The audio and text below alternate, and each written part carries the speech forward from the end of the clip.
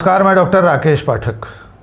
मध्य प्रदेश में भारतीय जनता पार्टी के भीतर नेताओं का घमासान तेज हो गया है। कहीं किसी रोज कोई सांसद और विधायक भिड़ रहे हैं, तो कहीं स्थानीय सांसद का प्रदेश के मंत्री से तकरार और टकराव हो रहा है। अब तो नौबत केंद्रीय मंत्रियों के खिलाफ पार्टी के विधायकों के मोर्चा खोलने तक पहुंच गई है। लगातार बढ़ती इस अनुशासनहीनता से पार्टी का आला कमान हलाकान है। मध्य प्रदेश के मुख्यमंत्री डॉक्टर मोहन यादव और प्रदेश अध्यक्ष विष्णु दत्त शर्मा इस बढ़ती हुई अनुशासनहीनता पर अंकुश नहीं लगा पा रहे। जो बीजेपी अपने आप को पार्टी विद डिफरेंस कहती है, दूसरी पार्टियों से बेहतर बताती है, जिसके कार्यकर्ताओं को देव दुर्लभ कार्यकर्ता बताया जाता है, जिसके अनुशासन की दुहाई दी जाती है, उस पार्टी में हर दिन अनुशासन तार तार हो रहा है। पिछले दिनों में 3 मामले ऐसे सामने आए हैं जिसकी गूंज दिल्ली तक सुनाई दे रही है। भारतीय जनता पार्टी के राष्ट्रीय नेतृत्व तक इस लड़ाई की खबर पहुंच चुकी है। बीजेपी नेताओं की आपसी तकरार की ये खबरें सिलसिलेवार आपको बताते हैं, जो अब सड़कों पर आ चुकी हैं, मीडिया के सामने आ चुकी हैं। खुलकर नेता एक दूसरे के खिलाफ बयान दे रहे हैं। ताज़ा मामला टीकमगढ़ से चुने हुए सांसद और मोदी सरकार में मंत्री वीरेंद्र कुमार खटीक का है। वीरेंद्र कुमार खटीक के खिलाफ बीजेपी के ही स्थानीय नेताओं ने, बुंदेलखंड के विधायकों ने, भूतपूर्व विधायक, भूतपूर्व मंत्री, पार्टी के ही वरिष्ठ नेताओं ने मोर्चा खोल दिया है। पार्टी के नेताओं की शिकायत है कि केंद्रीय मंत्री वीरेंद्र खटीक अपने इलाके में दूसरे नेताओं की सुनवाई नहीं कर रहे हैं, उनकी मनमानी चल रही है। योजनाएं स्वीकृत करके अगर विधायक लाते हैं तो वीरेंद्र खटीक उसमें अड़ंगा लगाते हैं। यहाँ तक कि उन्होंने अपने सांसद प्रतिनिधि के तौर पर भूतपूर्व कांग्रेसियों को नियुक्त कर रखा है। यहाँ तक कि उनके सांसद प्रतिनिधि अपराधी हैं। ये आरोप कांग्रेस के नेता नहीं लगा रहे हैं, ये आरोप बीजेपी के सांसद और मोदी सरकार में मंत्री वीरेंद्र कुमार खटीक के खिलाफ भूतपूर्व मंत्री और भारतीय जनता पार्टी के दिग्गज नेता मानवेंद्र सिंह ने लगाया है। उनके बेटे बीजेपी के ही टिकट पर विधायक हैं, उनका नाम है कामाख्या प्रताप सिंह। और मानवेंद्र सिंह के आरोपों की पुष्टि, उनके सुर में सुर मिलाने का काम बीजेपी की ही विधायक ललिता यादव ने किया है। मानवेंद्र सिंह के इस आरोप के बाद केंद्रीय मंत्री वीरेंद्र खटीक जवाब देने आए। वीरेंद्र खटीक ने कहा कि जब जब पार्टी को ज़रूरत पड़ी है, उन्होंने अपनी जान जोखिम में डालकर काम किया है। और उन्होंने कहा है कि मैं सीधा साधा आदमी हूँ, जान की बाजी लगाकर काम करता रहा हूँ, मुझे इतनी राजनीति नहीं आती, और जो लोग आरोप लगा रहे हैं वे गलत आरोप लगा रहे हैं। वीरेंद्र खटीक को सुन लेते हैं। आरोप लगाने वालों के लिए तो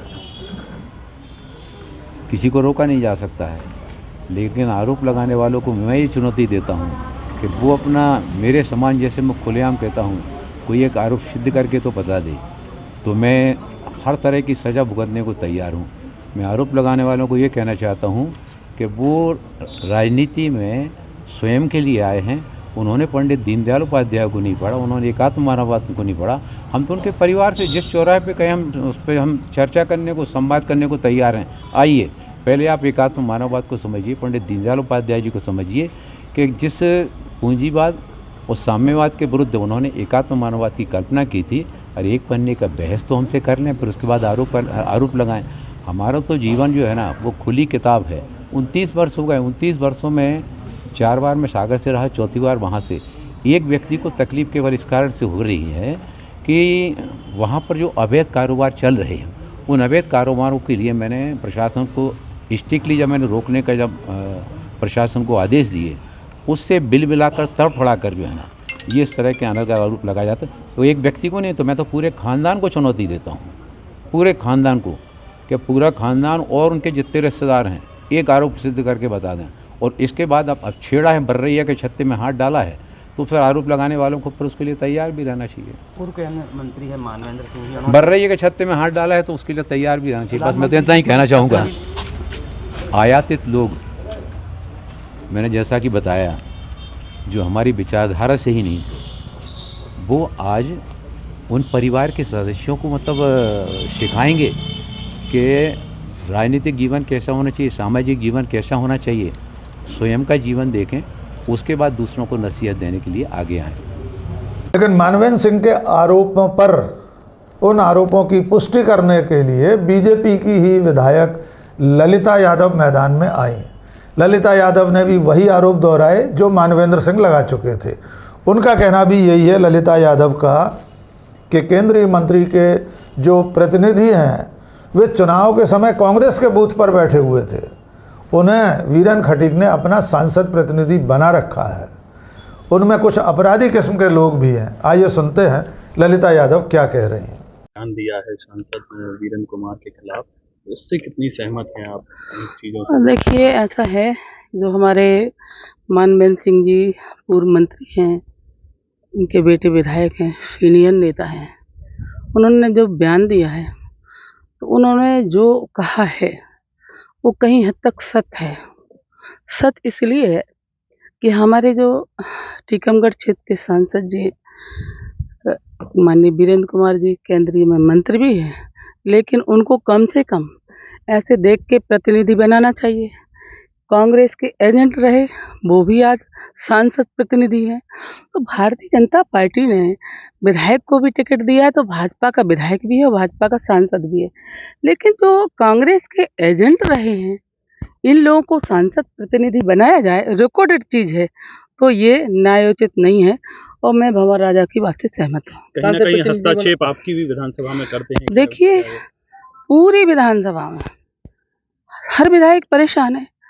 आप बताइए, जो भारतीय जनता पार्टी का काम ना करके और अगर कांग्रेस का कोई काम करेगा, रिकॉर्डेड काम करेगा, और आप उसको एक विभाग का सांसद प्रतिनिधि बनाएंगे, तो क्या ये न्यायोचित है? वो बहुत सीनियर है और सीनियर के हिसाब से हम सब सम्मान करते हैं, और जी जान लगा के सारे विधायकों ने काम भी किया है।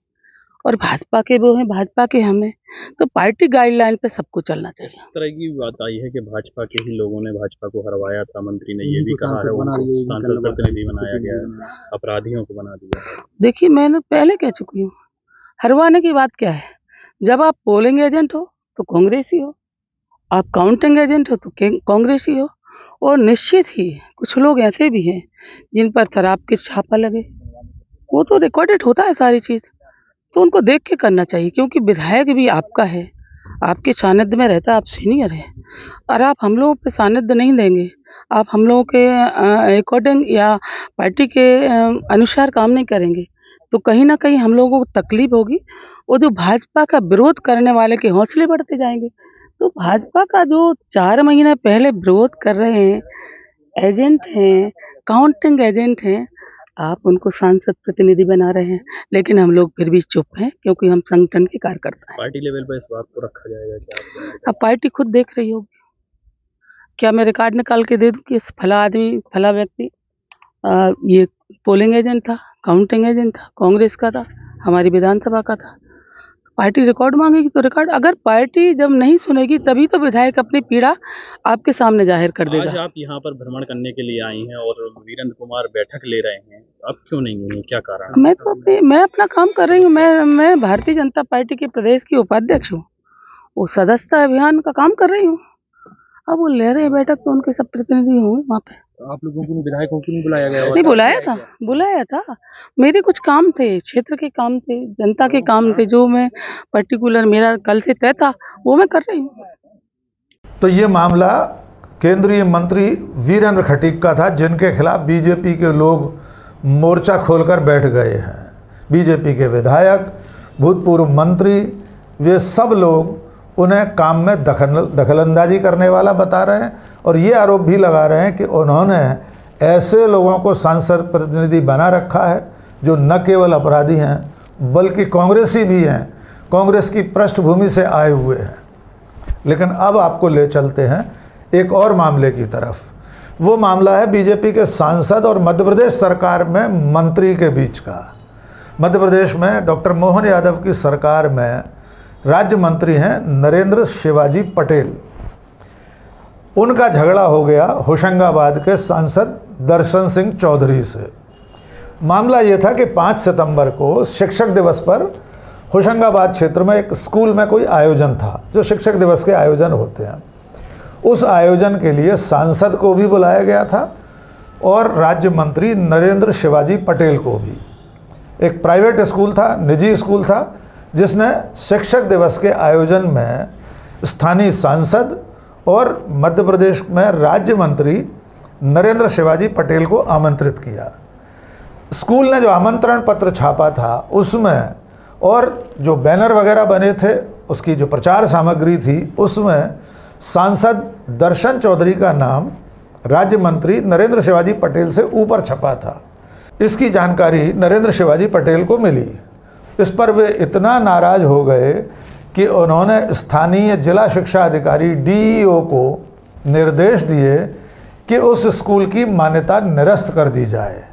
यानी सिर्फ नाम ऊपर नीचे छपने से, जिसमें सांसद का नाम पहले छपा और राज्य मंत्री नरेंद्र शिवाजी पटेल का नाम नीचे छपा, इतनी सी बात पर नरेंद्र शिवाजी पटेल इतने खफा हो गए कि संबंधित स्कूल का उसकी मान्यता को निरस्त करने का निर्देश उन्होंने जिला शिक्षा अधिकारी को दे दिया। जिला शिक्षा अधिकारी ने बाद में पत्रकारों के पूछने पर बताया भी कि उसको मंत्री नरेंद्र शिवाजी पटेल ने निर्देश दिया था, इसलिए उसने नोटिस जारी किया है। स्कूल के संचालक का कहना यह है कि जो सामान्य प्रोटोकॉल होता है, जिसमें सांसद को वरिष्ठ माना गया है, उनका नाम पहले छपा था, लेकिन पार्टी के ही सांसद और पार्टी के ही मंत्री आपस में इस तरह लड़ और भिड़ रहे हैं कि सार्वजनिक रूप से सबके सामने उनकी तकरार आ चुकी है। अब देखना होगा मंत्री के आदेश पर, निर्देश पर उस स्कूल की मान्यता निरस्त होती या नहीं निरस्त होती। तीसरा मामला आपको एक बार फिर याद दिला दें, वो मामला है रीवा क्षेत्र का। रीवा से सांसद हैं जनार्दन मिश्रा, भारतीय जनता पार्टी के सांसद हैं। उसी क्षेत्र की एक सीट है त्योंथर विधानसभा, वहाँ से विधायक हैं सिद्धार्थ तिवारी। सिद्धार्थ तिवारी का परिचय ये है कि वे विंध्य क्षेत्र में कांग्रेस के दिग्गज नेता रहे श्रीनिवास तिवारी के पोते हैं। सिद्धार्थ तिवारी ने पिछले विधानसभा चुनाव में कांग्रेस छोड़ी थी और भारतीय जनता पार्टी में दाखिल हो गए। उसके बाद उन्हें टिकट मिला और वे चुनाव जीत गए, यानी वे भारतीय जनता पार्टी के विधायक हैं। और जनार्दन मिश्रा भी भारतीय जनता पार्टी के सांसद हैं। लेकिन जनार्दन मिश्रा ने सिद्धार्थ तिवारी के दादा, जो कांग्रेस के दिग्गज नेता थे, आज़ादी के बाद 1952 से समाजवादी पार्टी के टिकट पर विधायक बनते रहे। जब मध्य प्रदेश का गठन हुआ उसके बाद वे कांग्रेस के टिकट पर विधायक बने, मध्य प्रदेश की विधानसभा के उपाध्यक्ष रहे, मध्य प्रदेश की विधानसभा के वर्षों तक अध्यक्ष रहे।